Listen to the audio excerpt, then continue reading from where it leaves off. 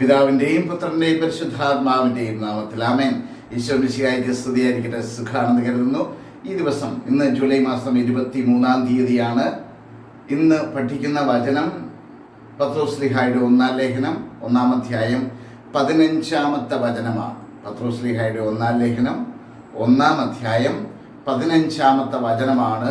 The first letter of St. Peter, chapter 1, verse 15. പ്രിയപ്പെട്ടവരെ, ഇന്ന് ഈ വചനത്തിൻ്റെ അഭിഷേകത്താൽ എല്ലാവരും നിറയട്ടെ എന്ന് പ്രത്യേകം പ്രാർത്ഥിക്കുന്നു. ഈ വചനം നിങ്ങളിൽ ഓരോരുത്തരും വളരെ ശക്തമായ മാറ്റങ്ങൾ സംഭവിപ്പിക്കട്ടെ. എല്ലാവരിലും കർത്താവിൻ്റെ കർത്താവിൻ്റെ വിശുദ്ധി നമ്മിലേക്ക് ധാരാളമായി കടന്നു വരാൻ നമുക്ക് ആഗ്രഹിക്കാം.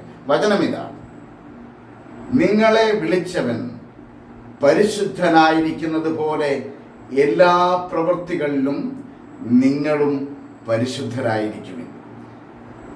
നിങ്ങളെ വിളിച്ചവൻ പരിശുദ്ധനായിരിക്കുന്നത് പോലെ എല്ലാ പ്രവൃത്തികളിലും നിങ്ങളും പരിശുദ്ധരായിരിക്കുവിൻ.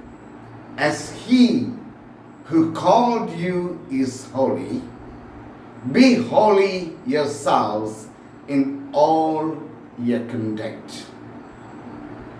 As he who called you is holy, be holy yourselves in all your conduct.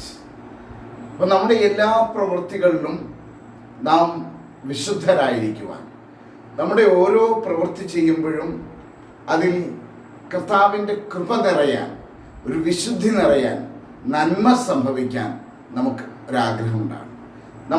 നമ്മുടെ പ്രവൃത്തികളെല്ലാം നല്ലതായിരിക്കണമെന്നല്ലേ നമ്മൾ ആഗ്രഹിക്കുന്നത്. ഞാൻ എന്തെങ്കിലും ചെയ്തു കഴിഞ്ഞാൽ നല്ലതായിട്ട് സംഭവിക്കണം. ഒരു ബിസിനസ് ചെയ്താലോ, അല്ലെങ്കിൽ വീട്ടിൽ എന്തെങ്കിലും കാര്യം ചെയ്താലോ, അല്ലെങ്കിൽ അടുക്കളയിൽ ഒരു കറി വെച്ചാലോ, ഏത് പ്രവൃത്തി ചെയ്താലും, ഒരു ഓഫീസിൽ പോയി കാര്യങ്ങൾ ചെയ്താലോ എല്ലാം നല്ലതായിരിക്കണം. ഇല്ല, ഞാൻ ചെയ്യുന്ന പ്രവൃത്തി മോശമായിരിക്കണമെന്ന് ആരും ചിന്തിക്കാറില്ല, അല്ലേ? അപ്പോൾ നല്ല പ്രവൃത്തികളാകുവാനായിട്ട് നമ്മുടെ ഉള്ളിൽ ഒരു വിശുദ്ധി ഉണ്ടാകണം. ഉള്ളിൽ നന്മയുണ്ടെങ്കിൽ പുറത്തേക്ക് നന്മ മാത്രമേ വരൂ, അല്ലേ?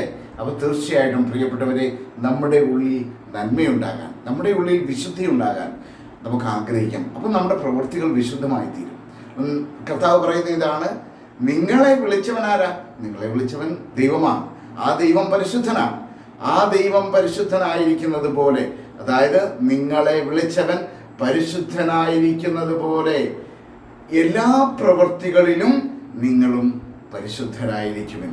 കർത്താവിൻ്റെ വചനത്തിൽ നമുക്ക് ആശ്രയിക്കാം. കർത്താവിൻ്റെ വചനത്തിൽ ആശ്രയിച്ച്, കർത്താവെ, അങ്ങയുടെ ആ വലിയ വിശുദ്ധിയിൽ ഞാൻ ജീവിക്കാൻ എന്നെ സഹായിക്കണമേ. നമുക്ക് പ്രാർത്ഥിക്കാം.